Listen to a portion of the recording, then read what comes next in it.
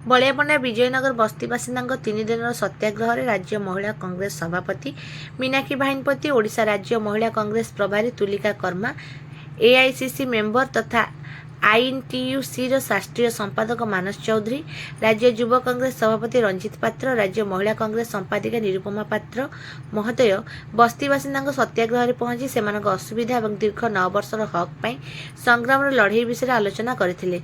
बस्ती बासिंदा गरीब लोक एथि निमंते जो भली आम मुख्यमंत्री मोहन माझी कहती मु गरीब आदिवासी नेता, किंतु आज असह्य खरारे बस्ती बासिंदा हंतसंत हो सत्याग्रह बसिथिले भी तांको जଣା पड़ुनी। सेही भली डबल इंजिन सरकार पुरीर सांसद कही जगन्नाथ राखी से आसीथिले ए गरीब लोकों कथा बुझीबाकू एवं तांको हक प्रदान करबाकू हेले सरल वाक्य बस्ती बासिंदा तरफ लड़ाई लड़ुवा पुरी जिला युवा कांग्रेस सभापति आलोक कुमार दास कहते सांसद सबित पात्र दिल्ली रे पकांती हुरी हेले भूली जाती गरीब बस्ती बासिंदा कहानी। एसब भूलीगणे से श्रीक्षेत्र पुरीर नारा दे मुख्यमंत्री मोहन माझी और सबित पात्र शव संस्कार स्वरूप मर शरीर फटचित्र रखी कोकेई कर अभिनव उपाय जिलापाल ऑफिस सम्मुख में प्रतिवाद देखा मिलता।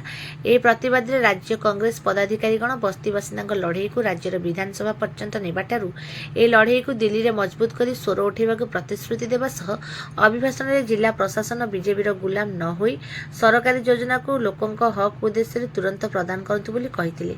समुदाय जागा मिशन अधीन 1784 जन योग्य हिताधिकारी बलियापंडा विजयनगर बस्ती बासिंदा थिबा बेले सेथिरु 286 जन को जो आधार रे पट्टा प्रदान करा जायतिला।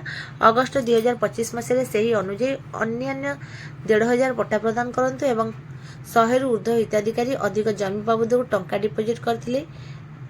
कहीं पट्टा दिया जाऊनी प्रश्न करी बरसिथिले कांग्रेस नेतृमंडली। और आप लोगों की लड़ाई में हमारे कांग्रेस पार्टी के सभी जितने भी हमारे कांग्रेस के नेता हैं, हम सभी आपके साथ खड़े हैं। जब आप आंदोलन बोलेंगे तब हम आपके लिए खड़े रहेंगे। अब समय आ गया है, आप लोगों को इनको कुर्सी से उतार करके फेंकिए। आज से आम मुख्यमंत्री एवं पुरी सांसद जे दिल्ली रे पकांदी हुरी किंतु भूली जाइछंती पुरी आज तांकरी शव संस्कार करिछु एवं मुख्यमंत्री